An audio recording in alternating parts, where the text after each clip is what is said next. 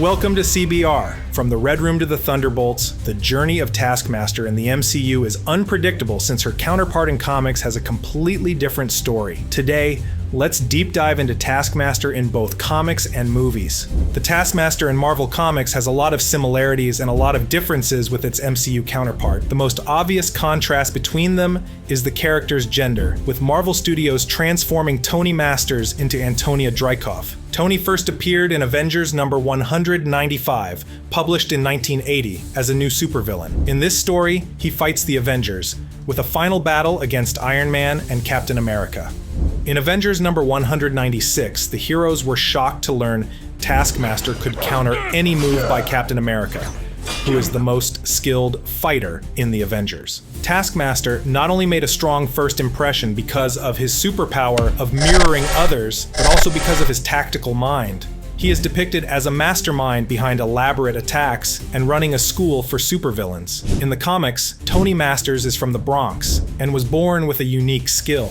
His origin story is revealed in the Taskmaster series from 2002, which depicts how Tony had an enhanced form of photographic memory and reflexes since childhood. Taskmaster number 4 shows that at the age of 8, Tony could immediately copy professional athletes and perform any action he saw others do on TV. But that is not the only power that makes up Taskmaster. He also took the super soldier serum. Tony Masters used to be an agent of S.H.I.E.L.D. One day, during a mission, a dying scientist gave him the Nazi version of the super soldier serum. Tony injected himself with it and gained the enhanced strength and endurance of the serum. However, Taskmaster Volume 2 Number 3 revealed that the effect the serum had on his brain was not good. It made his personal memories to be erased little by little, overwritten with his photographic learning of the movement of others.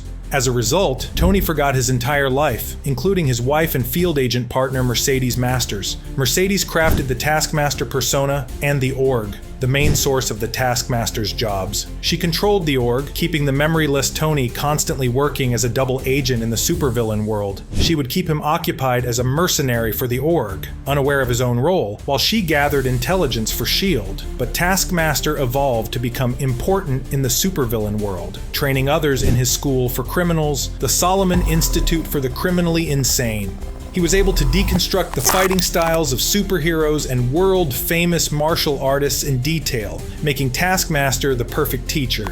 And a hidden secret in Marvel Comics that most fans don't know is that Taskmaster was also a private instructor for John Walker when he was training to become the new Captain America, as shown in Captain America number 334 in 1987. Over time, Taskmaster made an ever bigger career as a mercenary than a teacher. He often crossed paths with other mercenaries like Deadpool and was hired to take down superheroes like Moon Knight. Taskmaster was never a member of the Thunderbolts, but he was briefly detained by them once. We will get into another team he was a part of later in the video, but let's follow the chronology. A major event in the comics in which Taskmaster appears in The Siege. During Norman Osborn's Dark Reign era, villains orchestrated an attack on Asgard. Taskmaster fought on Norman Osborn's side with the Dark Avengers against Thor and the Asgardians, as seen in Avengers The Initiative number 35, 2010. After the end of the Dark Reign, Taskmaster was approached by S.H.I.E.L.D. to join the Secret Avengers team, after being rescued by Nick Fury Jr. from criminals of Bagalia. His first mission was to join the AEM High Council as a double agent. While trying to rescue Bobby Morse from captivity, he was shot and believed to be dead. The Secret Avengers left his body behind, but Marvin Flum, the supervillain Mentallo, found Tony Masters alive. Mentallo kept his survival a secret and rehabilitated Masters using nanotechnology. Although his time with the Secret Avengers was brief and not a redemption arc, it may have influenced Marvel Studios' decision to make Taskmaster a member of the Thunderbolts in the MCU. After that, Tony Masters made a comeback in the Secret Empire arc, working for Baron Zemo. He was a member of Hydra's Avengers alongside Black Ant, who became Taskmaster's best friend, as seen in Secret Empire number 1-8, 2017. Then, after the fall of Hydra and the end of the Secret Empire, Taskmaster went back to working as mercenary. His latest appearances happened in Spider-Man comics. Taskmaster and Black Ant were once hired by Kraven to capture animal-related criminals, and Kraven manipulated Taskmaster into betraying his friend. Although Tony Master remains a villain, he proved to have a heart when he double-crossed Kraven and saved his friend in Amazing Spider-Man Volume 5, number 23, 2019. Now that we have gone through the character's origin and history in Marvel Comics, let's quickly break down Taskmaster's abilities to understand his translation to the MCU. Tony injected himself with an experimental Nazi version of the Super Soldier Serum, which was a modification of the adrenal steroid cortisol. The serum altered his brain chemistry, enhancing his short-term memory in detriment of his long-term memory. Prior to becoming a super soldier, Tony had already acquired deep muscle memory from having spent his entire life with photographic reflexes. Although he could no longer remember past events of his life, his body continued to be able to mimic any movement and to become stronger thanks to uninterrupted training. Taskmaster became known as one of the greatest formidable armed and unarmed combatants in the Marvel Universe. But his innate power extends beyond battle, as it also makes him a proficient polyglot who speaks at least 8 languages fluently. However, his altered brain chemistry often proves to be a weakness. His lack of long-term memory and the growth of his amnesia with the usage of his mirroring superpower can make him susceptible to manipulation. To counter that, Taskmaster wears a skull-shaped helmet that helps block telepathic attacks, as shown in Taskmaster Volume 3, number 3, 2021. And there is also a clear limit to Taskmaster's mirroring. He can only duplicate someone else's moves as far as Taskmaster himself is able to go.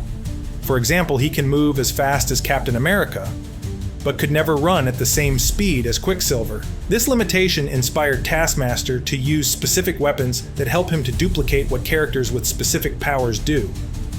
To mimic Wolverine, for instance, Taskmaster uses artificial claws in Agent X, number 15, 2003. He has used comparable gadgets in many instances, like energy web throwers to mimic Spider-Man, like bow and arrow to mimic Hawkeye, and a shield to mimic Captain America. In case you're only familiar with the Taskmaster from the Marvel Cinematic Universe, you may be wondering if we are even talking about the same character. In the MCU, Antonia Dreykov was born in Russia. She is the daughter of General Dreykov, the evil mastermind behind the Red Room. The only MCU project in which Antonia has appeared so far is the 2021 movie Black Widow. While young girls like Natasha Romanoff and Yelena Belova were shipped to the Red Room, trained to become assassins and mind-controlled, Antonia was raised as a regular girl in Budapest. When Natasha started working for S.H.I.E.L.D., she had to kill General Dreykov. Black Widow and Hawkeye planted a bomb in Dreykov's office in Budapest, and Antonia was apparently also killed in the explosion, which haunted Natasha for years. But Dreykov and his daughter both survived the attack, actually. To stop Antonia's agonizing pain, Dreykov had doctors insert a chip into her brain that dulled her senses and gave her father the ability to control her like a video game. This is when Dreykov sent his own daughter to the Red Room, from which she emerged the most skilled assassin possible, learning to perfectly mimic the other Black Widows thanks to her brain chip's technology. To become a weapon against Dreykov's enemies, Taskmaster would watch footage of the Avengers in combat and study their fighting styles. Meanwhile, Yelena Belova was still a Black Widow, working for the Red Room.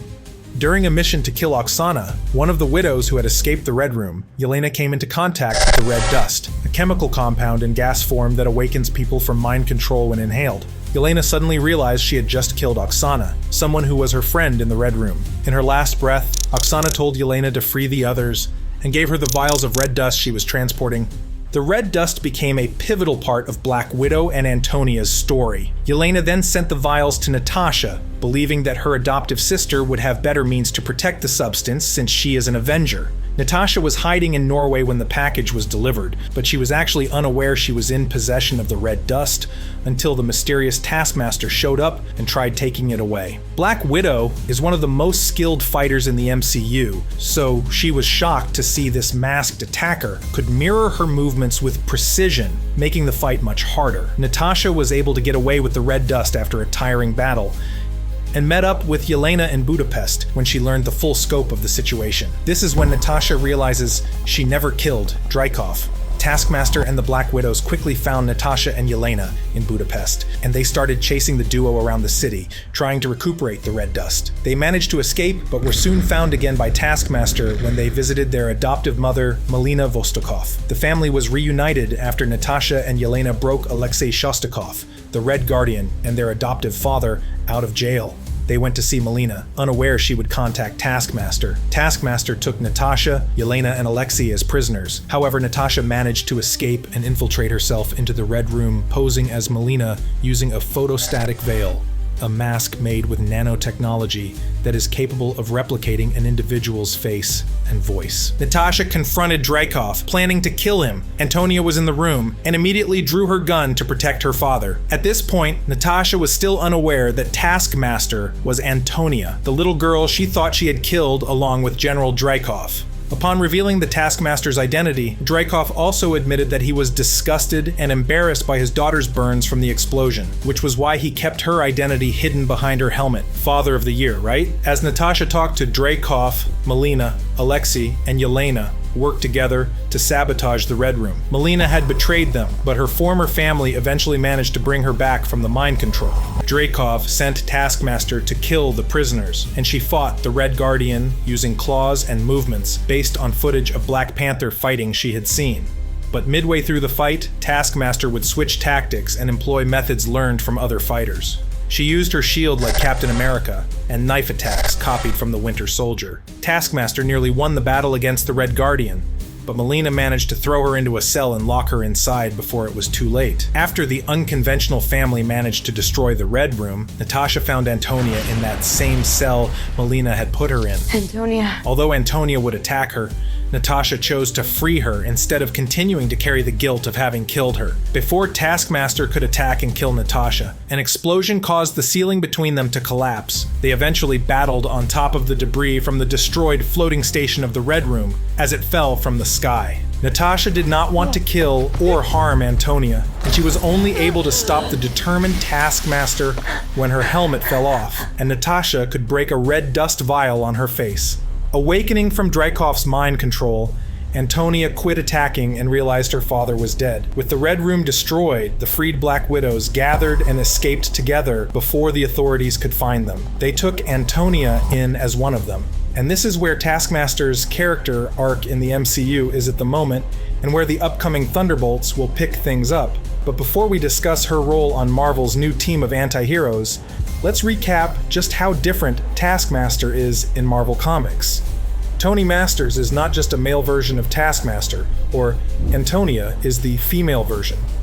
They each have their own unique story. Tony is a former S.H.I.E.L.D. spy who turns into a supervillain who trains other villains, and a mercenary who kills for money. He never had any redemption, other than briefly being a secret Avenger and a good friend to Black Ant. In parallel, Antonia is not an American and has never worked for S.H.I.E.L.D. She spent most of her life in the Red Room working for her father, following the explosion set up by Black Widow, which almost killed Antonia, a completely different origin story and journey. Tony's ability to mirror others is a superpower from birth, but his memory struggles are a result of him taking an experimental version of the super soldier serum made by the Nazis. Instead of having an innate superpower and taking the serum like Tony, Antonia had surgery to cut the pain receptors in her brain and had a chip implanted there. The chip gave her the ability to mimic what she saw, but also stripped her of her free will. While Tony Masters is the villain who trained John Walker in Marvel Comics, Antonia Dreykov and John Walker, already acting as US agent, will cross paths for the first time in the upcoming movie Thunderbolts as members of the same team. From villain to member of the Thunderbolts, Antonia Dreykov is carving her space in the MCU. With such a contrasting trajectory in comparison to Tony Masters in comics, her future in the franchise is an enticing mystery at the moment. Since coming into contact with the red dust and being freed from her father's control, Antonia has probably struggled to adapt to a new life. The last time she lived a normal life, she was only a child, and she may not even remember any of that due to all the manipulation of her brain chemistry. The upcoming movie will probably reveal she has stayed with the other former Black Widows until joining the Thunderbolts. We think it's likely that Yelena or Alexei will be responsible for recruiting her, since they are the ones on the team who already know her. We are also excited with the possibility that the MCU's Taskmaster will be given a bigger role in the future, whether in this movie or in other adventures featuring the Thunderbolts. As you can tell, Taskmaster in Marvel Comics is a formidable antagonist who can go up against Avengers and others among the most powerful heroes. It is pretty clear that the effectiveness of Taskmaster was reduced to turn him into a Black Widow villain, although it would not make sense to have a super soldier with photographic reflexes fighting the MCU's Natasha Romanoff. Fans were still a little sad to learn they would never see the actual Taskmaster in full display on screen. But who knows? Maybe Antonia will get a super soldier serum while out on a mission with the Thunderbolts. We would love to see that. What would you like to see happening to Taskmaster? Let us know in the comments, and remember to subscribe. Until next time, thanks for watching CBR.